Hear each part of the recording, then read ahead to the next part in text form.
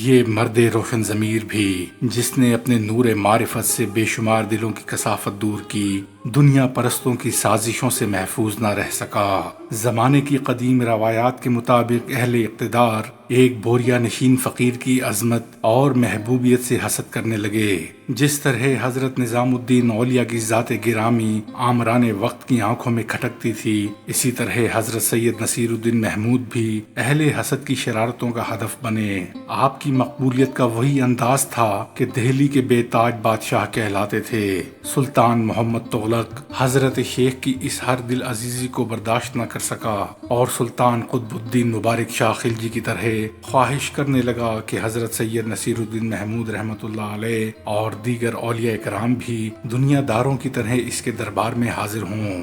یہ ایک خیال خام تھا جو سلطان محمد تغلق کے ذہن میں پرورش پاتا رہا، یہاں تک کہ وہ اپنی اس آرزو کی تکمیل کے لیے بہت زیادہ بے چین نظر آنے لگا۔ اسی دوران سلطان محمد تغلق کے درباری امراء عمر سمرقندی اور علی قندھاری نے فرما روائے ہند کو ورغلایا اور حضرت سید نصیر الدین محمود کی طرف سے اس کی خفگی میں مزید اضافہ کیا۔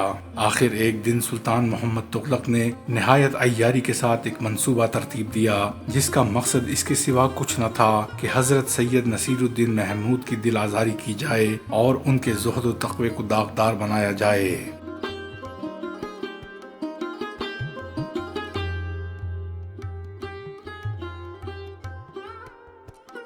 غرض اپنے اس منصوبے کو پایہ تکمیل تک پہنچانے کے لیے سلطان نے حضرت سید نصیر الدین محمود کی دعوت کا تمام کھانا سونے کے برتنوں میں رکھوایا۔ محمد تغلق کی تراشی ہوئی سازش یہ تھی کہ اگر حضرت شیخ نے ان برتنوں میں کھانا کھایا تو شریعت کی آڑ لے کر آپ کی گرفت کر لے گا، کیونکہ سونے کے برتنوں میں کھانا اسلامی شریعت کے مطابق جائز نہیں، اور اگر سید نصیر الدین محمود نے اس طرح کھانے سے انکار کر دیا تو ان پر سلطان کی توحید کا الزام عائد کر کے سزا کا مستحق قرار دیا جائے گا۔ آخر سید نصیر الدین محمود اس طرح قصر شاہی میں داخل ہوئے کہ قدم قدم پر آپ کے خلاف سازشوں کے جال بچھے ہوئے تھے۔ اس ناسازگار وقت میں خداوند ذوالجلال نے حضرت سید نصیر الدین محمود کی دستگیری فرمائی اور الہام کے ذریعے آپ کو ایک آمر کی سازشوں سے باخبر کر دیا۔ پھر جب کھانا شروع ہوا تو حضرت سید نصیر الدین محمود نے سونے کے برتنوں میں تھوڑا سا کھانا نکال کر ہتھیلی پر رکھا اور تناول کر لیا۔ سلطان محمد تغلق اور دوسرے سازشی امراء کے لیے یہ صورتحال بڑی تکلیف دہ تھی۔ ان کا منصوبہ ناکام ہو چکا تھا اور وہ سر دربار بہت زیادہ شرمندہ نظر آ رہے تھے۔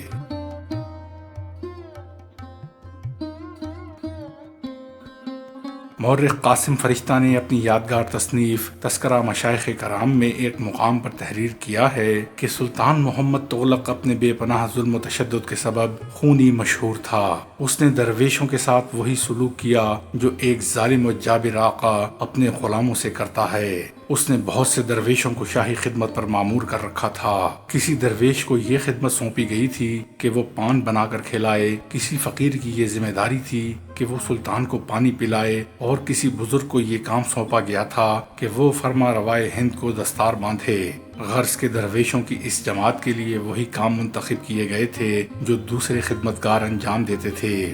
حضرت سید نصیر الدین محمود کو پوشاک پہنانے کی زحمت دی گئی تھی۔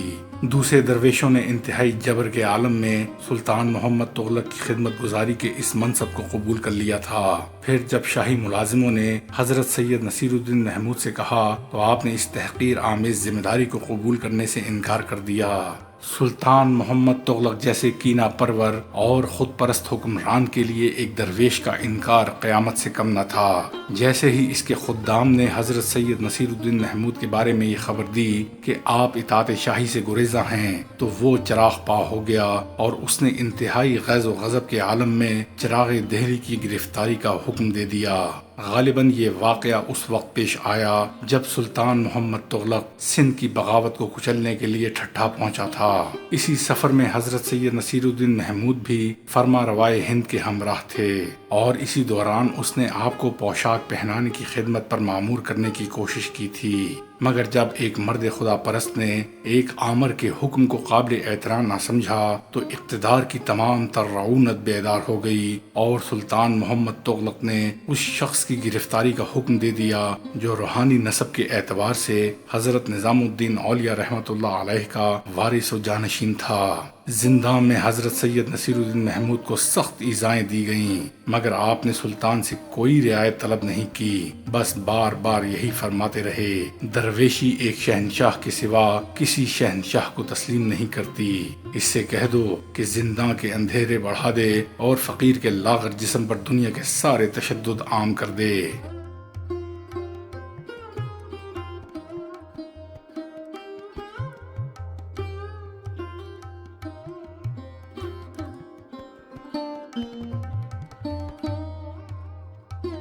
سلطان محمد تغلق نے ایک درویش کے بے نیازانہ لہجے کی گونج سنی اور تشدد میں مزید اضافہ کر دیا۔ حضرت چراغ دہلی نے شاہ کے نئے مظالم کا بھی ایک شاداب مسکراہٹ کے ساتھ استقبال کیا۔ ایک روایت کے مطابق اسی دوران قید خانے کی تاریک فضا میں ایک عجیب واقعہ رونما ہوا جس نے صورتحال کو یکسر بدل ڈالا۔ حضرت چراغ دہلی کو محسوس ہوا جیسے حضرت نظام الدین اولیاء کا پیکر نورانی آپ کی نظروں کے سامنے ہے اور محبوب الہی فرما رہے ہیں، نصیر الدین راہ عشق میں رسوائی سے ڈرتا ہے، یہ تو اہل معرفت کا لباس ہے، اس لباس کو دریدہ نہ کرنا، زنداں کے اندھیروں سے نکل اور مخلوق خدا کے ہجوم میں آ کہ تیری وجہ سے بے شمار بندگان خدا کو نجات ملے گی۔ اس کے بعد حضرت محبوب الہی کا نورانی پیکر حضرت چراغ دہلی کی آنکھوں سے بوجھل ہو گیا۔ بعض روایات کے مطابق یہ ایک خواب تھا جس میں حضرت نظام الدین اولیاء نے اپنے خلیفہ اکبر کو ہدایت کی تھی۔ حضرت سید نصیر الدین محمود بہت دیر تک حیرت و سکوت کے عالم میں بیٹھے رہے۔ پھر جب سلطان محمد تغلق کا خدمتگار آیا تو حضرت سید نصیر الدین محمود نے اس سے کہہ دیا کہ آپ بادشاہ کا حکم ماننے کے لیے تیار ہیں۔ یہ خیال بڑی عجیب خبر تھی، جس نے سنی حیران رہ گیا۔ سلطان محمد تغلق کی خوشی ناقابل بیان تھی۔ اس کے خیال میں ایک درویش نے سلطانی جاہ و جلال کے سامنے اپنی گردن خم کر دی تھی۔ حضرت سید نصیر الدین محمود کے اقرار کو سلطان محمد تغلق نے اپنی بہت بڑی فتح سے تعبیر کیا۔ کہنے والے کہتے ہیں کہ اس واقعے کے بعد وہ کچھ اور بھی زیادہ متکبر نظر آنے لگا۔ حضرت سید نصیر الدین محمود نے پہلی بار نہایت خوش اسلوبی سے سلطان کو لباس پہنایا۔ اس وقت سلطان محمد تغلق کے ہونٹوں پر بڑی استہزائیہ مسکراہٹ تھی اور اپنی جابرانہ ادا کے ساتھ ایک درویش کی مجبوریوں کا مذاق اڑا رہا تھا، مگر اسے آسمان کے فیصلوں کی خبر نہ تھی۔ سید نصیر الدین محمود نے جس روز ایک آمر کے حکم کی تعمیل کی، اسی دن سلطان محمد تغلق بیمار پڑ گیا اور پھر اپنے ریشمی بستر پر اس طرح دراز ہوا کہ دوبارہ نہ اٹھ سکا۔ شاہی طبیبوں نے بہترین دوائیں تجویز کیں، لیکن فرشتہ اجل کے دراز ہاتھوں نے اس کی داستان حیات پر سیاہی پھیر دی اور دفتر زندگی کے ایک ورق کو ہوا میں اڑا دیا۔ مصنوعی اور عارضی اقتدار کا سورج ہمیشہ کے لیے غروب ہو گیا۔ اب وہ تخت شاہی کے بجائے تخت مرگ پر لیٹا ہوا تھا اور قبر کے لامحدود اندھیرے اس کا انتظار کر رہے تھے۔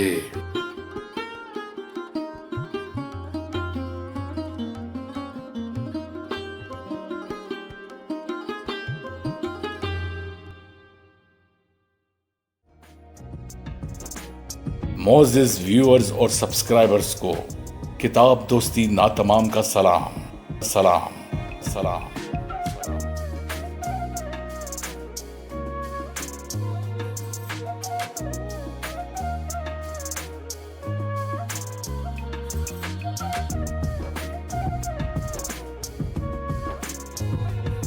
آپ سے گزارش ہے برائے مہربانی میرے دوسرے چینل ورلڈز انفارمیشن انسائکلوپیڈیا کو سبسکرائب کیجیے، جس کا لنک ڈسکرپشن میں موجود ہے۔